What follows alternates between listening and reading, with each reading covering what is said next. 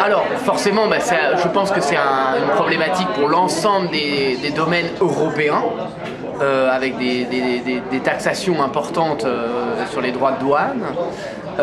Maintenant, la belle chose, on va dire, de Louis Jadot, c'est que vous allez avoir des vins en partant de Bourgogne, Chardonnay, Bourgogne, Pinot Noir, mais des Chablis, des petits Chablis qui sont présents sur le marché et avec des prix, on va dire, plus accessibles.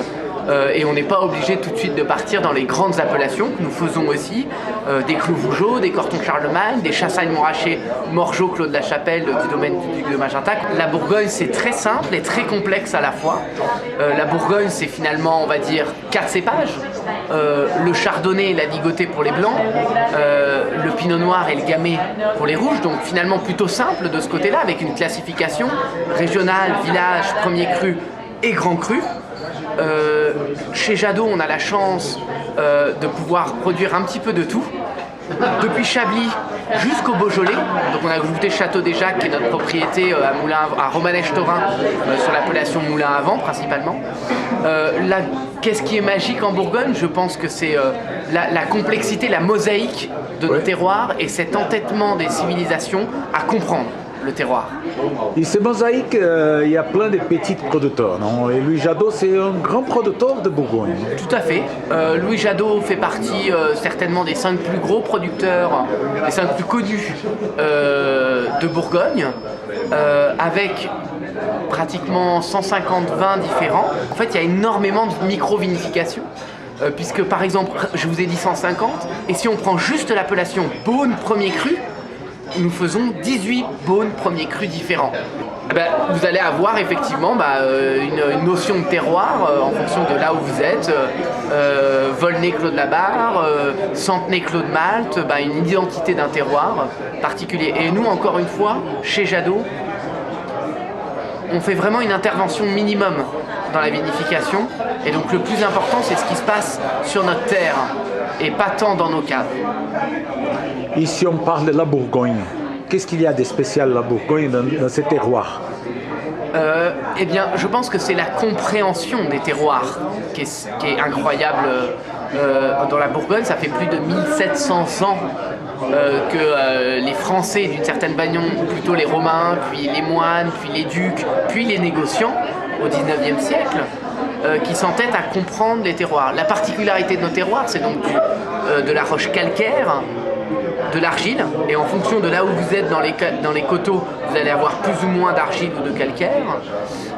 Et bien sûr, dès que vous passez le petit village de Fuissé, donc à Puy-Fuissé, dans le Mâconnais, vous allez arriver sur le Beaujolais, et là qui vous ouvre une autre terre, une terre plutôt volcanique, granitique, donc avec une roche encore plus pauvre.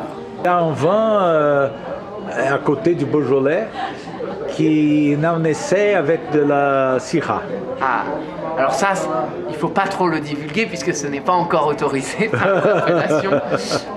C'est un test.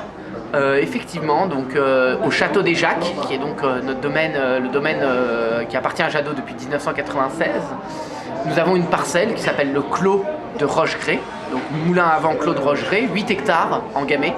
Et juste en hauteur de cette parcelle, qui a presque 300 mètres d'altitude, qui regarde plein sud, nous avons commencé à planter du Gamay. Et si on regarde du Gamay, du Syrah. Du Syrah.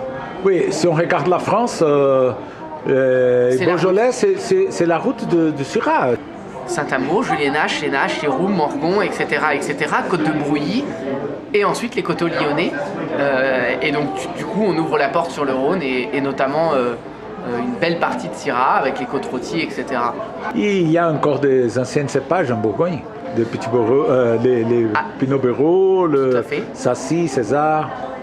Donc il y a du César, principalement il me semble à Hérancy. Il y a du Sauvignon blanc à Saint-Brie, du Pinot Bureau qui font des super choses, c'est super bon. Nous on n'en fait pas, mais il y a du Pinot Bureau effectivement sur la Côte de Nuit un petit peu encore.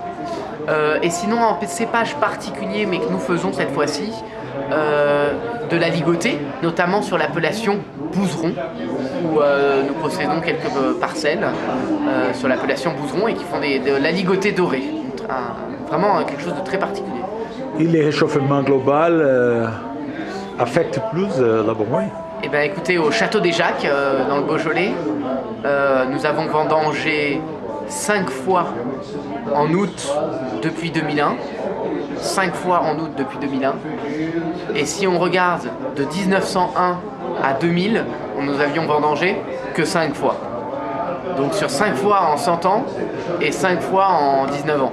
Donc oui, effectivement, on a un réchauffement climatique de 1 degré et notamment un dérèglement des saisons avec un été qui arrive plus tôt.